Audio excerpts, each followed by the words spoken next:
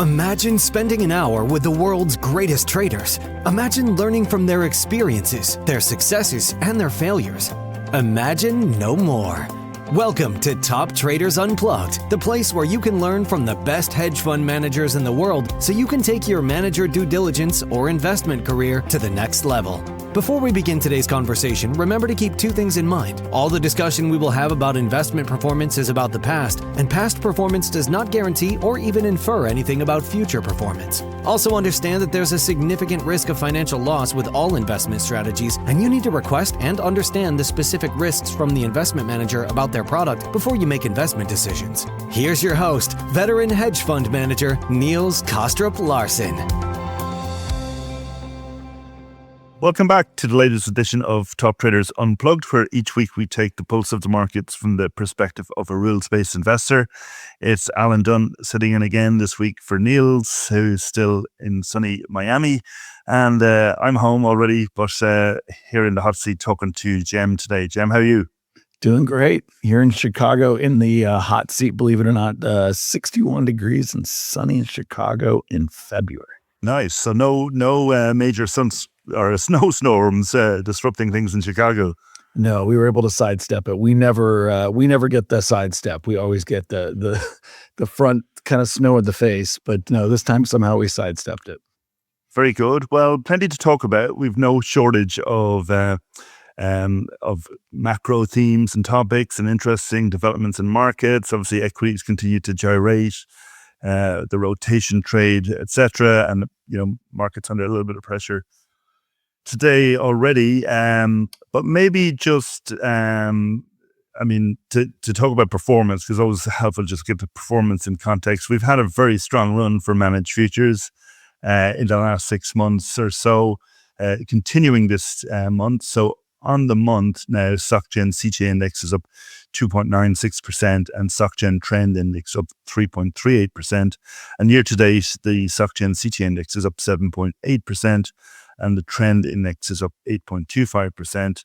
And for the short-term traders, also doing well, 0.8% on the month and 3.15% on the year. So certainly positive sentiment around that. And I think, coming from iConnections this week, that was certainly felt in terms of positivity around hedge funds in general, but CTAs also certainly participating in that positive narrative. Obviously, a lot going on markets-wise, but like in terms of hedge fund performance and CTA performance, it's key. It's been a good stretch, Jan, hasn't it? Absolutely. And we, again, have talked about this with Homer, with all kinds of other people across the board here. I think the reality is this is going to feel a lot like 22. And, Niels and I were talking a little while back about this. 22 was obviously a great year for trend. Why? It actually ties into our vol complex. When vol is well supplied, and we're going to get into this, I'm sure, with dispersion a little bit later today, what you end up discovering is that the rotation is much higher, and that rotation paired with a clear trend and broadly, once that rotation starts, represents a lot of opportunities for those who understand what's happening under the hood. Yeah. So I think that's what we're beginning to see. Expect more of that this year. Knock on wood for people like us, but I am again quite optimistic for this year trend. Good stuff. Well, that's probably a good jumping off point. In terms of where we're at the moment. Obviously, you look at the broader indices, the S&P 500, the NASDAQ, edging a little bit lower, but broadly in a range for the last kind of 2 to 3 months. But within that, obviously, a huge amount going on in terms of dispersion, in terms of rotation and big moves at the sectoral level, industrials, material stocks doing well, obviously, staples, chips and staples doing well as well, yeah. and software under pressure. The temptation is always to assign a macro narrative to it, but obviously there's a lot going on from an options and a market flow perspective as well. So what's your perspective on what's driving it? Yeah, we always try and educate on this. Obviously, we've been talking about this for a good 5 years publicly, but hope every time. Sometimes we still confuse people. This is the most important concept of how markets work these days. And if you don't understand this and you're in markets, you're missing one of the biggest most important things in markets. And the reality is that markets are one of the biggest components in markets these days are options and things that look like options, things structured products and other things that sell forms of vol, particularly upside and at the money vol. And those are primarily at the index level. And because they're at the index level and because they're bigger than ever, what you get is a vol compression, which means the indexes themselves are quite pinned. Until a big enough event happens or something that can release that vol or make it squeeze higher, which generally is a move up or some type of big enough event that's a shock or true surprise to markets, the broader index then is pinned. And that happens because, again, dealers are long the vol that they're getting delivered. They have to buy when the market goes down and sell when the market goes up in order to capture a profit. This pinning effect, which is vol compressing at the index level, and this is the part that's very counterintuitive, forces things at the single list level to move away from each other. Why would that happen? Why would single stock vol actually tend to increase? And why would, importantly, correlation dramatically decrease when that happens? Pretty simple. Idiosyncratic risk still exists in the world. There is always some news, right? If news happens, by definition, something happens to one stock based on earnings, another stock CEO passes away, new drug comes about. Those drugs will move because they're not the vol centers themselves. And idiosyncratic news matters for that one stock. But if the market is pinned, that means things have to go the other way to compensate for this. And so what this does is this drives massive rotation, dramatic rotation. And actually what we see is increased volatility historically at the single list while index is pinned. And so we saw this in 2017 when we had, for the first time really at scale, when we had the lowest realized volatility in history, in 125 years of history, by 30%, paired with also the lowest correlations in history by 25%. There's no coincidence there. You see an outlier, right, of two things relative to the long scope of history. And ever since then, we have only seen a different, almost a bimodal change to how dispersion works, how single list relative to index works. And there's a reason for that. And that's the growth of options and structured products and their effects on the underlying at the index level. So that is happening in spades. We called for that about 4 months ago. We said, wait the next 6 months till about April, May, you will see not only vol compression at the index level, but massive rotation. And that's what we're seeing. So it's important to understand that's the true driver here. This is a topping process that's defined by sideways chop.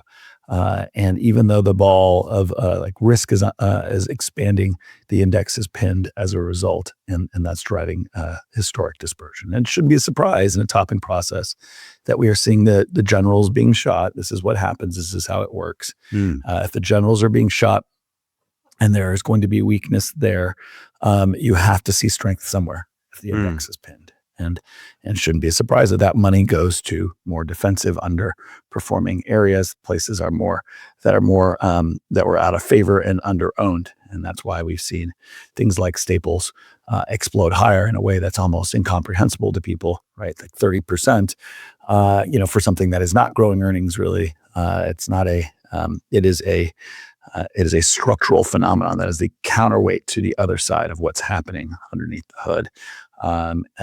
Something like energy, again, great performance. Why? Same reason. Again, what people will paint, some of that is idiosyncratic, by the way, to be clear, because of the things going on in the Middle East, et cetera. And those are driving some move in energy, but that's been dramatically shorted, under-owned early in the year. So it shouldn't be surprising if you get a little positive news there, a little bit of push on something that's under-owned, especially given the pressures and the other items that are core to the market leadership, that would get a huge kind of push up. But once that starts going, well, that pushes the other things down as well. And so this is the process that is so critical to understand and allows for prediction, understanding of rotation, when to move and where to be. And obviously, you described the impact on the index is that the range stays intact. I guess driven by the the gamma flows, I guess. I mean, are you looking at a schedule of expiries to give an indication of when this might be more susceptible for a breakout? Yeah, absolutely. So you see often these headlines that this OPEX is the biggest OPEX in history. You'll hear that like all the time now. And the reason is because almost every OPEX is the biggest in history. The growth of structured products and the growth of option flows is not is secular and is exponentially increasing at this point. It is such a small part of the market that is accelerating and creating adoption. I like to liken it to kind of a tipping point for a technology. It is a more precise tool. The problem is it didn't have enough volume and network effects for adoption until more recently. And the impetus now, obviously paired with those network effects of a need for more non-correlation, more capital efficiency is driving not just a bull cycle, but an exponential growth there. Each expiration matters more because they tend to be issued at expirations. But obviously, the most important ones are the quarterly OPEXs, and we've talked about this at length. March, June, September, December, always the biggest. It's not a coincidence that historically we've seen tons of vol events. When the vol events happen, like in that Feb to March window, in that August to Sep window, sell in May, go away is not a coincidence. These are things that are structural to those realities. What I think I would highlight that's important and why I feel strongly that this vol compression will continue despite the bad macro and despite what I think is a topping process is because we are, seems like we are clearly sidestepping the vol event in the Feb March window, which is kind of what I expected this year, given the size of vol compression, which will mean support into March OPEX. Now, that's counterintuitive to people who think up, down, right? But the reality is when you have short put exposure to dealers, and dealers are short stock and long call and long volatility at the money, what that drives is either a activation of that left tail in the markets that then creates a vol event, or, which is rarer, but when it happens, it is a tinderbox in a sense underneath the market. But if that doesn't happen and it doesn't start early in a cycle, that risk needs to be bought back, meaning the futures hedges and what's being protected against those structured products needs to be bought back. And that is ultimately a buying structural pressure. Those are those Vana and charm flows that we talk about. And those Vana and charm flows are coming there, and they come, you can see them during different parts of the day. And this is why we keep getting sell off and then buy back, sell off, buy back. Expect more of that regardless of this military action that we're probably like to see in Iran. Expect that despite all of the other things you can go through today in macro and how wild a world this is in the short term. But once March OPEX comes through, those Vaughn and charm flows dramatically drop off. And that would be a period where I would be much more cautious getting into late March into April once those flows are off the table. It doesn't mean, again, once those flows come off the table, it doesn't mean we're going to have a vol event again. It means vol is likely to still be compressed. It's just the supportive flows come off the table, and you're much more likely to see kind of a stair step down continuation of some kind in that window. My view is there's probabilistically the window is much more sell in May and go away this year. Maybe it starts in April. But we've been talking about that for a while now. And the view that this is very much a topping process as opposed to a consolidation ahead of a move up. Obviously, we're seeing more negative price action in what you call the generals, the previous leaders. Is that what's giving you confidence it's a topping process? Yes, I think there's a couple things. A big one is here. Let's put it this way: consumer staples are up 30%. There's a reason markets, when they rotate this way, are seen as weak. That is not where the growth is. That is not where multiples are going to expand. That is not where, if they get more money, consumer staples aren't going to all of a sudden put that back to work and drive a CapEx cycle, or it is a defensive part of the market. There is a limitation to how far and how fast certain areas of the market can go. And meanwhile, now that we've gotten moves, like, for example, in software to a point, there's so much concentration and leverage in those parts of the market that despite the market itself being placid, you're creating a massive risk underneath the surface. There are people who are in institutions that are stuck, that have to get out, and that if it gets worse, will have to liquidate. Despite what we're seeing at the index level is nothing exciting. Think something like long-term capital management. The way a risk really appears from a placid market-pinned environment is through concentration, leverage, and illiquidity. Again, concentration, illiquidity, and leverage always is the reason that things go from a placid state to something bigger. So what we're seeing is that under the hood. If you look at private equity and private credit, that stuff shouldn't be a surprise to you. I've been, again, talking about that for a while, being a kind of canary in the coal mine, that it will get worse. That itself is a tinderbox sitting underneath the market. And, when something comes down 50%, like software has all of a sudden, everybody starts playing to buy calls to, this is going to come back right away. This has been an incredible opportunity. Guess what? Dead cat bounce, dead cat bounce, dead cat bounce. It's not a surprise because there's overhead supply that needs to get out, that's stuck.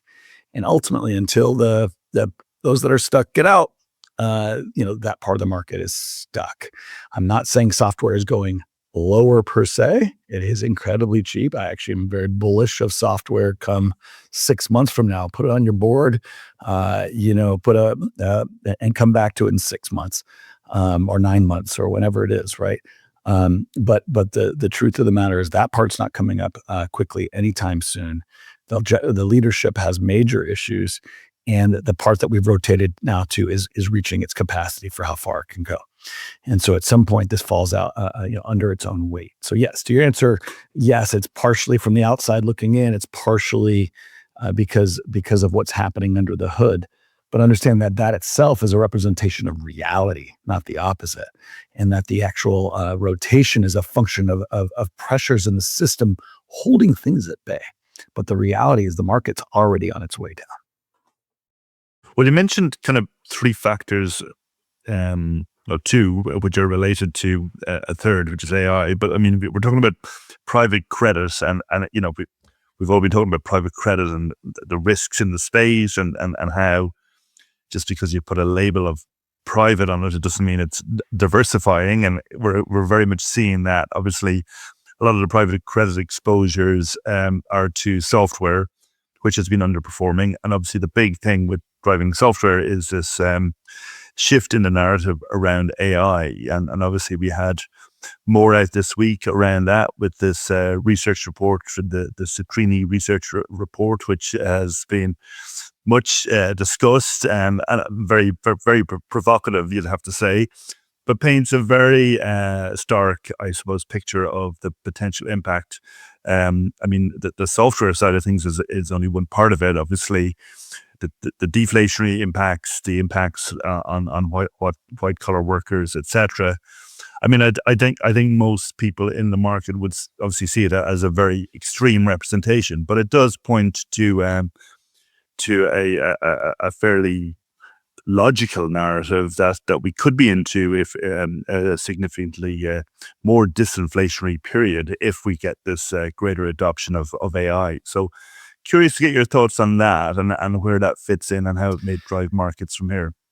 The most important thing about the Citrini piece, which again, everybody I was shocked. People who don't even really follow markets, kind of high net worth individuals who are, that are not even looking at markets on a daily basis are asking me about the article, right? The biggest and most important thing that article showed me was that how anxious the world is about this. The fact that we're talking at length about this Substack article by somebody who has actually, we won't even get it. This isn't a comment on him or whatever. It's not like a research piece out of Goldman Sachs, although they all now responded to it. That is Yeah. That is the biggest, most important thing we should recognize. And why is that important itself? Because there is a political consequence to this that everyone is ignoring. There is a social zeitgeist and anxiety that to what is about to happen, and it is not just starting to slowly come into the psyche. It is now starting to explode. Okay, and that is so critical. And we all like to think about things in a closed loop, as if, oh, this is technology operates in this world where outside of reality. It does not operate outside of the real world. It is part of a much bigger real world with other things that affect it. Okay. And so I think that the real thing that people are completely underpricing, in my opinion, is the real-time pushback and political backlash that I would expect coming from this. That is the most important thing that you can think about. First, that paired with, I'll give a couple more things before I want to get back to that, is there's way more friction in the system than people expect to. I'm not saying it's not coming fast. It is coming fast, and it's coming faster than people expect, and they should wake up, and people need to adopt it. And yes, but not just the friction in the system, not just the political backlash and the regulatory things that have not caught up to it, which will start to catch up. But importantly, there's all kinds of questions at big corporations, enterprises, about how they adopt these things and how it's going to be used. Just because a new technology comes about and changes the world doesn't mean the adoption of it happens as quickly as people think. And historically, that's always the case. Importantly, so you have friction in the system that's being underestimated. You have an incredible, based on the talking about the article, an incredible pushback and political backlash that's likely coming quicker than people expect. And lastly, there's an assumption that, again, this is all in a vacuum. This assumes no global conflict, no internal upheaval, no commodity shortages, free-flowing capital, and strong liquidity continues. Yes. And none of those things are guaranteed. And I will actually highlight, as we're talking through today, I am willing to bet that one or more of those become a problem in the next year or two. And so my point is not only that this is far from guaranteed, this world that is being painted, but it is much more likely than not incredibly uncertain in one of many paths, and a less likely one at that, I would paint. I will follow back onto the most important part, as I mentioned, which is the pushback and political backlash piece. Everyone, as you're seeing in the long end of the curve now, and everyone in the political dialogue has now turned deflationary. Universally, you can see it in positioning. I have now for 6 years been talking about how we are in the next 20 years, starting 6 years ago, going to a structurally higher interest rate environment tied to populism. Not surprisingly, this has been, and we've talked about this throughout time, the big pushback to that. Well, what about AI? This is the big conversation. This is the most important thing in finance, the discount rate. What is going to happen to the price of money? What is going to happen to the long end of the curve? This is now the third time in 6 years that the world has turned deflationary again. And every single time was right before a more inflationary push. I do not know how quick this will be deflationary. And I'm not saying that technology is not deflationary. Since the beginning of time, growth of technology is deflationary.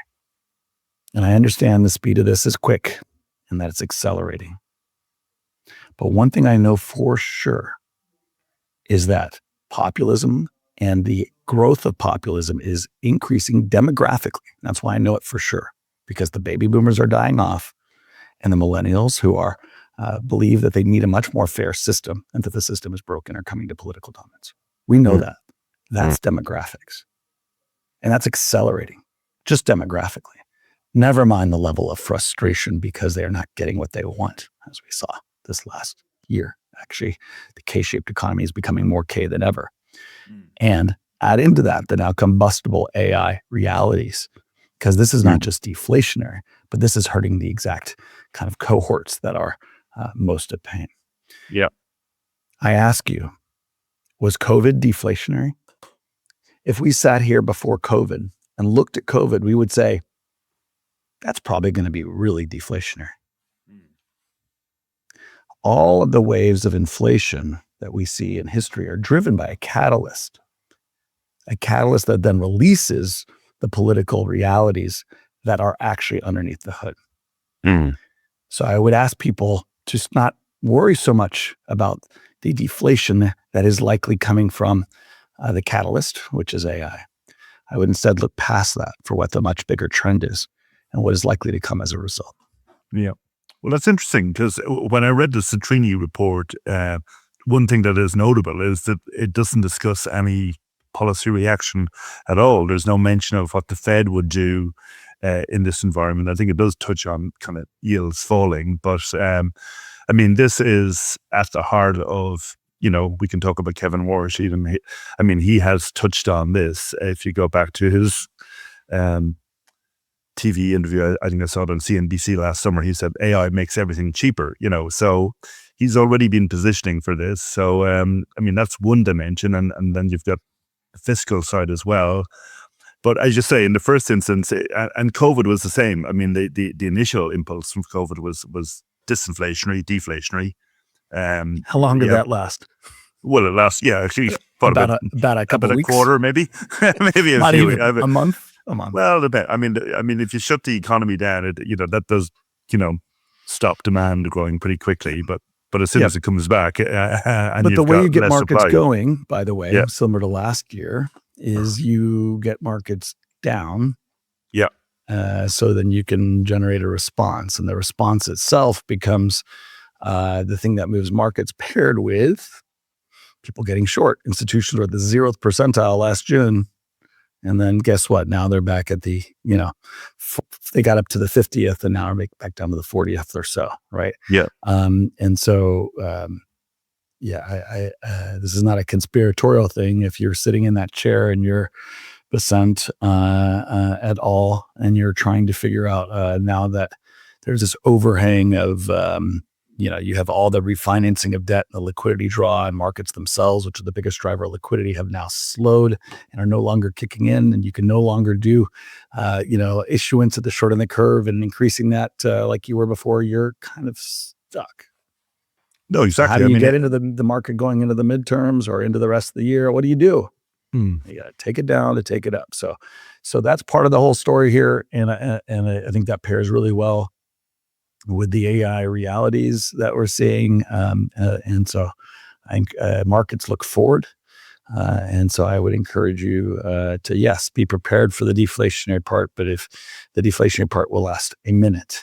And the real story is still the big one, which is the secular realities underlying populism and the move of money from the top to the bottom, and then political necessities of them. But does that mean, you're skeptical about the actual ultimate level of adoption of? No, absolutely not. Okay. What this means is we're heading to UBI, and that we're heading to people getting big checks at the bottom to placate and get people on the bottom of the distribution less angry. Yeah. But would the likes of UBI be enough? If people are losing their 300,000 jobs a year, UBI doesn't help you that much. What's it going to take to make people not be in the streets? Yeah. Okay. So that's what they're going to do. Yeah. And that's a lot. There is an interesting debate about this because with any new technology that has a productivity impact, there's supply elements, there's demand elements. There is the kind of economic viewpoint that higher productivity means a higher neutral rate because it encourages a build out of capex to take advantage of the technology. So in that scenario, if the Fed is actually cutting rates in response to disinflationary pressures, they're moving in the wrong direction, which and we had this debate kind of back in the Greenspan's new paradigm, in the 90s, where he was originally keeping rates on hold, but ultimately had to raise rates. But back then, part of the discussion was around financial stability, less about that yet. But this is also about financial stability. I mean, this is, understand there's another narrative we're not even talking about, which is U.S. debt.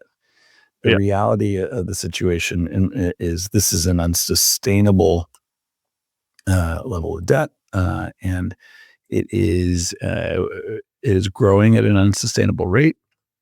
In a populist period, that's not going to slow down. It's going to increase. So there is no way out of this, and this dovetails into our conversation about the Fed.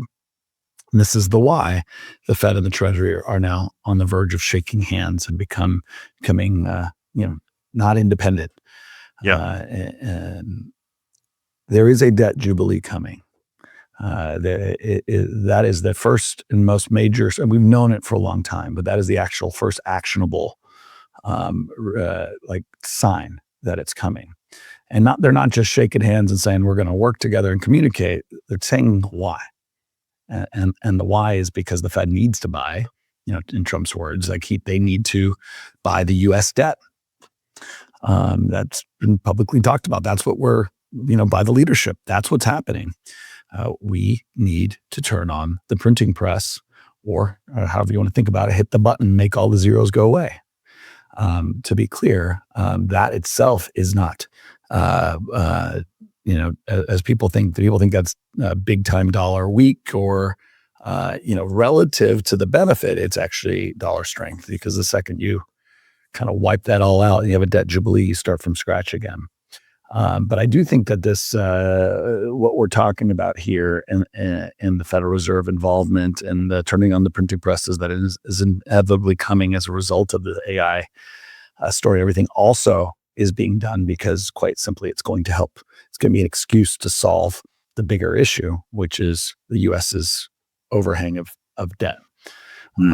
So expect a response at some point in the next, call it 3 years while Trump is in office, in my opinion, of a amidst some crisis, the crisis that is coming, to literally hit the button at the Fed and make all the debt kind of get digested. We saw this, by the way, in Japan. I don't know why we're going to be shocked that this is going to happen here. We supported it. This wasn't Japan's idea as much as it seems. It was supported by the U.S. Federal Reserve, and as our allies in Japan, we needed to kind of help fix that problem there, and we did over 30 years. And guess what? There is no external debt anymore in Japan, and we will move to a similar scenario here. So my point is that is linked in to the coming crisis and the AI. It all is coming together in a way that is fits very beautifully into a very simple solution, and that solution is really the only way out. Yeah, I mean, one of the expressions of that kind of concern about debt monetization and maybe dollar concerns obviously has been the metals, gold, silver. We saw an explosive move higher, and then a big correction. I mean, from an options market perspective, how does that look now? What's the expectation there? Yeah. So again, I think this is important. I think you know this, but in late 21, early 22, we were very adamant. One thing we pounded the table on here, along with a lot of other places, is the best performing asset over the next 20 years. And I said this again, 4 years ago would be gold. And that not only would it be the best performing asset, but it would be the most volatile over the next 15 to 20 years. We said that again 4 or 5 years ago, when it was a very unpopular opinion, and that the answer was to buy out of the money calls on gold, because you both benefited from vol up, market up, vol up, and you got the convexity. That has been the best trade that you could possibly have made during that period. That is not over. Again, that was a 15-year, no pun intended, call. We are amidst a secular move. Now, that is not a 3-month call. That is a 15-year call, which we are about 5 years into, call it. And so this is how you play this game. You play it with out of the money volatility to the upside. And it will be volatile.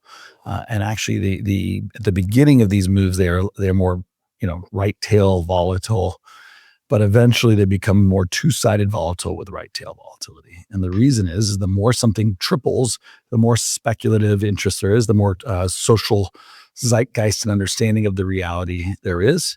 These are later adopters. Early adoption means everybody needs in. But once people start getting into a convex product, it becomes more two-sided volatile because you have to keep flushing out the weak hands. And that's where we are now entering in terms of precious metals. It has entered the social zeitgeist. People understand the realities. They are speculating. It is moving fast. But you are going to get some real, tail wagging in precious metals going forward. The most unique thing to what's happened to gold so far that will not happen is that it's been one-sided. And so expect, if we're moving towards things like a debt jubilee, that are we in deflation or are we in inflation? The very fact that we're asking that question, right, at the scale we are, means there is at least a very different narratives on both sides, and the ability for people to lose faith in the reality and then readopt the reality. But I think the bigger structural reality is the one that is more secular that I've been talking about. And that is that gold is structurally, from lots of reasons, as the same reasons I talked about 5 years ago, going higher. So if you want a short-term answer and not in a big kind of 15-year story, a lot of speculation has come in, even though I'm a big structural bull and I would never in a million years short precious metals. I'm always going to be long some structural amount and trading around it, and particularly with vol. I would expect that seeing that I see this year as much more of a 22 type year, market down, vol down, before a reversal later in the year. Seeing as I see that, my guess is that people will not be able to hide in precious metals this year, much like they did in 22. 22, they got bailed out by precious metals. People have gotten longer and longer precious metals. And I think this will get pulled in increasingly to a beta 1 kind of market down kind of environment for 6 months or so. And then it would be a time again to buy it with convexity to the upside later in the year. And that view on equities market down, vol down, that's because people are already positioned for that, or they have downside cover on. Is that it, or is there something else? Yeah, it's part of it for sure. Yeah. So it's several things. One, massive structured product issuance that's driven by people trying to get out of equity exposure and non-correlation. And the more they move into non-correlation and move to these types of trades, reflects that they're all compressing as well. That's the biggest part. The very important big part as well is that vol beta 2 markets is cyclical. Shouldn't be a surprise. We've talked about this at length. You could literally draw a sine curve for vol reaction relative to market move, like for downside moves going back to 2015. Why? Because if people are hedged, guess what? The market doesn't go down fast. And if people are not hedged, when it does go down, it goes down fast. And not just hedged, it's the reflexive gamma effects of those realities. So, again, I've walked through this history at length several times, but, if we just got a massive vol, everybody's fighting the last war, right? If we just got a massive vol event last April and even the August before, right? We had an incredible success of adding vol to the portfolio during those periods. Everybody said, well, why would I sell my stocks? I can just go buy some downside protection, and that'll protect me, and I could be long the market with beta. I leveraged and just own some vol. Oh, okay, that's what everybody thought after 2020. Shouldn't have been a surprise that 22 came and and told everybody the opposite. And what happened after 22? Market down, vol down. Do you remember that? That was pretty painful for anybody who was in the vol space or trying to hedge. And everybody mass exodus to vol as hedges. And if anything, the vol selling accelerated because, if it makes money in the meantime, and it's not going to help you when the market goes down, why own it? 23, 24, 25, right? Vol compression, and then boom, vol event.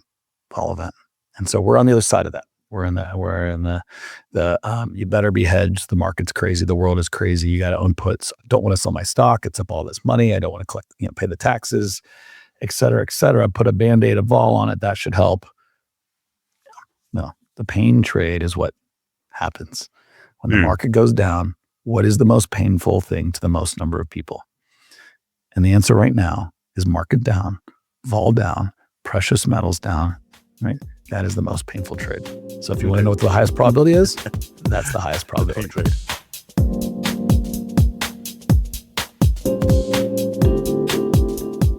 I mean, away from the macro, there's plenty of geopolitical risk out there at the moment. Events unfolding. We've got, concerns around Iran, a possible strike there. Are these events adequately priced? Are they going to be meaningful? Are they greater risk events than currently priced, would you say? The reality is markets as you know, are a voting machine. And so a lot of what we're talking about, the macro matters, and it matters more on a multi-year basis. And things like that are big, structurally important things, like what is happening in Iran, are very important structurally to economic outcomes, but really only in the sense that they somehow affect the flow of capital and the flow of kind of economic consequences. And so us going into Iran, which yes, it does seem, as much as I think there was a way out, and there would have been a preference by this administration and for a way out of this. They were pressured heavily by a consortium of across the Middle East to avoid this outcome. But Iran has been bolstered. This has become a proxy war, bolstered by China, and is held kind of in strict opposition to some type of a deal.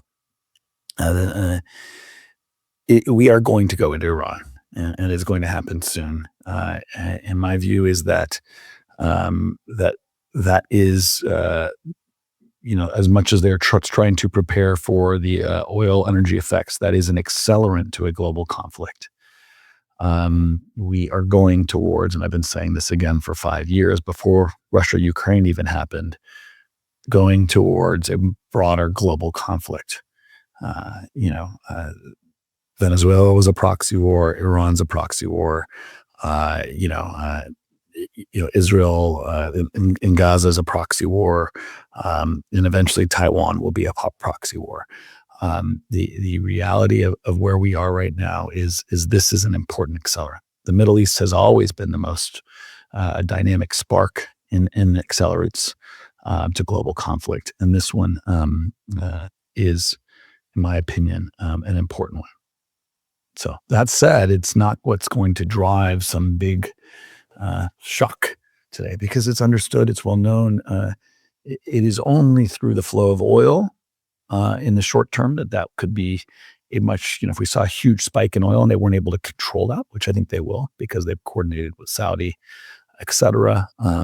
But outside of that, I think this is more an accelerant to a much broader process. So it needs to be measured and weighed. It likely means more of a breakdown and bifurcation of the world order, which has been trending towards for quite a while now.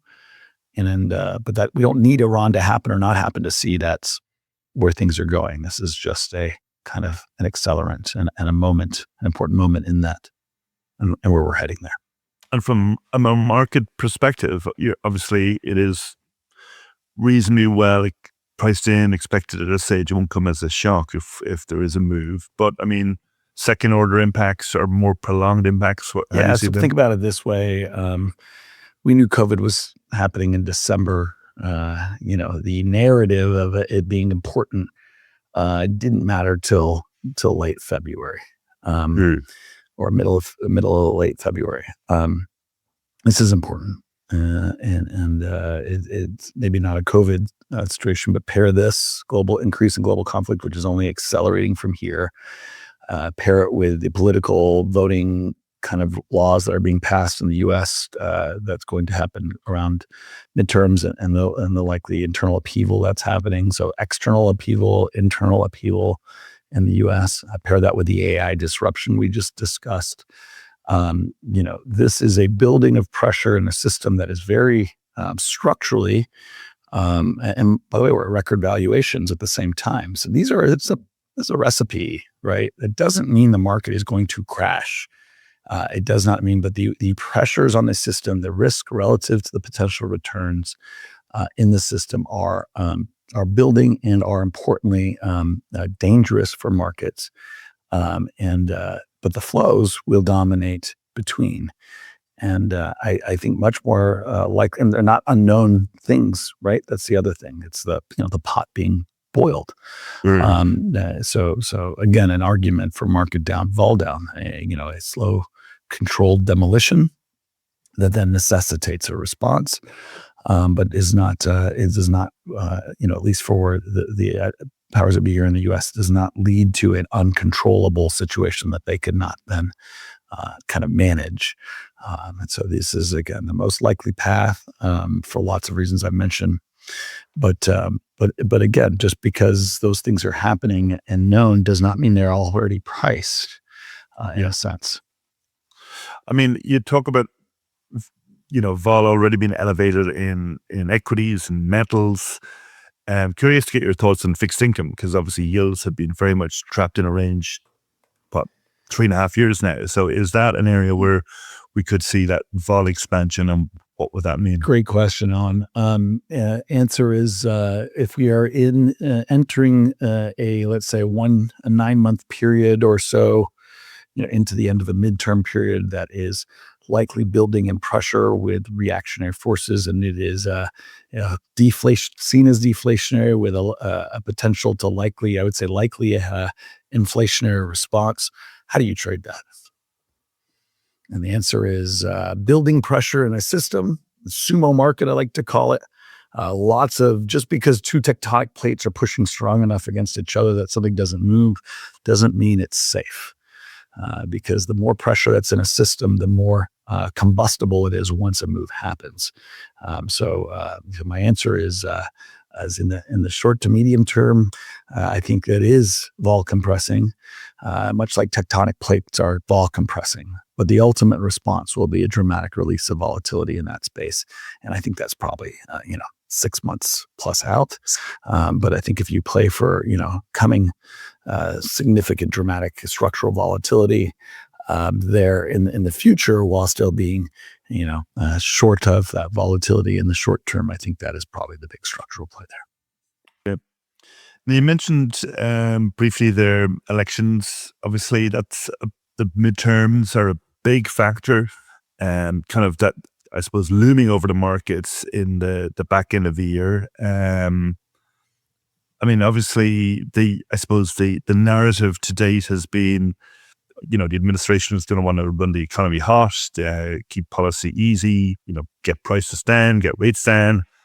Have had mixed success on all of that to date, and obviously the economic data has looked a little bit disappointing. Q4 GDP coming in well below expectations. So there's the kind of the economic element to it, and then there's the kind of the practicality around the voting and some of the concerns around that, and possible voter intimidation, etc. Which we've talked to people like Gary Gerstle around on the podcast as well. So where do you see this playing into that kind of trajectory of markets? You've been talking about possibly down, recover later. Midterms obviously will be in November. So where does that fit into that timeline?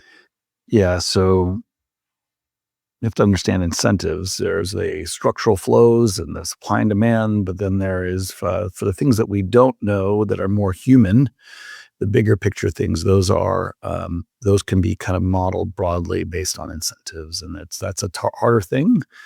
But it is actually, statistics are a thing, and human beings themselves and entities do react to those incentives. So the reality is that, all politicians, and this is a kind of probably a magnified version of this, are trying to maintain control and stay in power. whether politicians, dictators, leaders, however you want to think about it, right? People in power want to stay in power. The question is, how far are people willing to go to stay in power? And we've gone to an extreme in terms of, I think, how far this administration is willing to go to stay in power. And I think it's not controversial at this point. We talked about it maybe when it was controversial.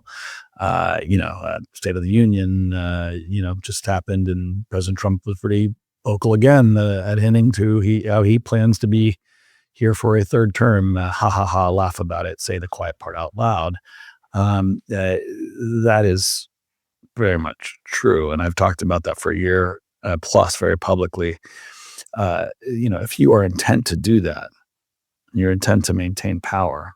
I know about this because I come from a part of the world where this has been the case, and by the way, the playbook has been played out and put in front of Trump for a long time. He's become very close to Erdogan, and he's watched how he's managed these things. This is not a coincidence.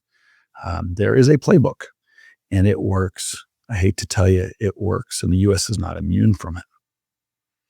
And so the administration knows that they would like to win without control, because that's just, they can win without it. That's just, they have the public support, and they did it fairly, right? But if they can't, they'll cheat. And that's not a judgment on Trump, by the way. It's a judgment on politicians and power since the beginning of time. It's like saying that we judged, Augustus and Caesar poorly. People in power want power, and for lots of reasons. And Trump is no different. Actually, if anything, he's one of the bigger, more. He sees things for what they are and says things for what they are. But he does it with a bluster and a lack of reverence for the institutions that came before him. So my answer to you is, I think the original plan, as I understood it from people I know on the inside, for a structural kind of overtake of power to control the ballot box later for the eventual election. But the wave, partially driven by the Epstein stuff, partially driven by the acceleration of AI and the K economy, a lot of these things are leading to incredible unpopularity, historically so, of the president in the U.S. And it shouldn't be a surprise that the response to that is an acceleration of the things that they need to do for the midterms. Because if he were to lose both houses, he will have already essentially lost the final election in the years following, because he would lose full control. The inability to control the presidency in 2.5 years, and that outcome is a function of the midterms going completely against him, and that is unacceptable to him. So we are seeing an acceleration of internal control, which will then accelerate the response. So, this is, again, all about incentives. You just have to understand what the goals are and what the realities are. And then within that, what's happening to the economy and the realities, they will then respond to. And this is a closed loop in a sense.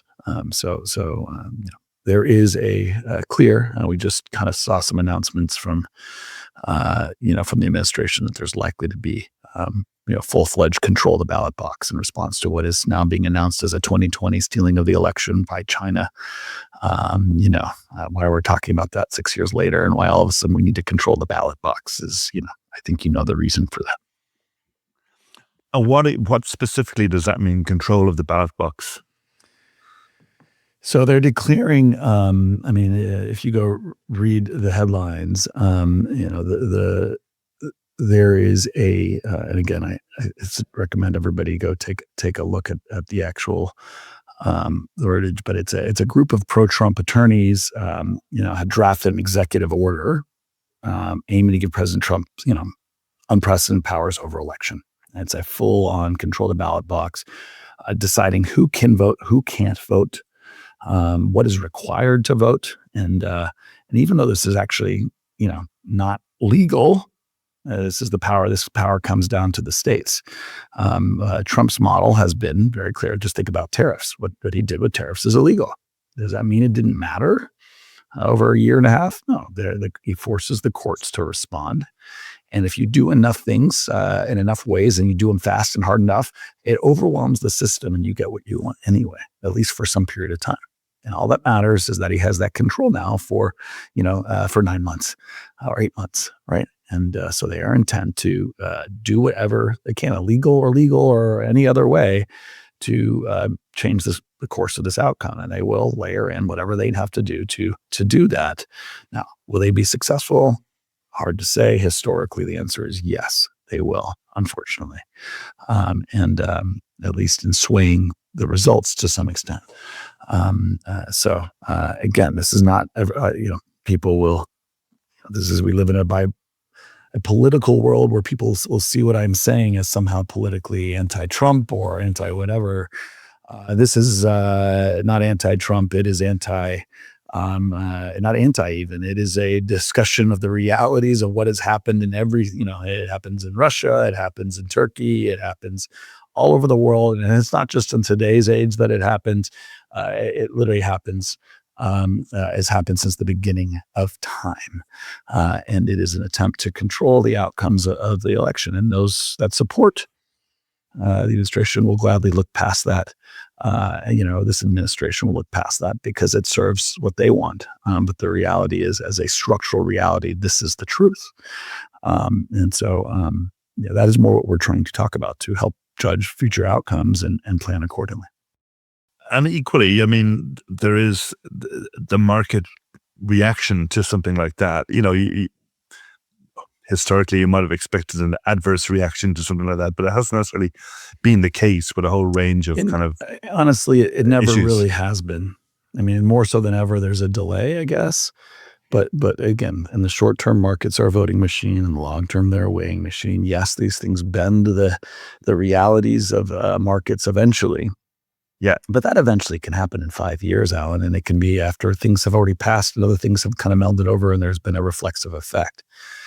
News and effects matter. They go into the equation, but the things we know more are the voting machine. And the voting machine ultimately affects the weighing machine in the long run as well. Actually, it's the biggest effects. Markets are the biggest driver of liquidity in the world. Yep. And so you cannot, as part of a process of predicting what happens to markets, think about news and say, draw a linear line to result in markets. Actually, you need to start with markets and the voting machine first, put these ingredients in, model what's going to happen in the short term and see how that might affect the long-term outcomes for those macro effects. It is a much more complex, multidimensional system. Sure. But the reality of the situation is actually, I think we do people a disservice by painting a picture that X macro is happening, so you need to sell.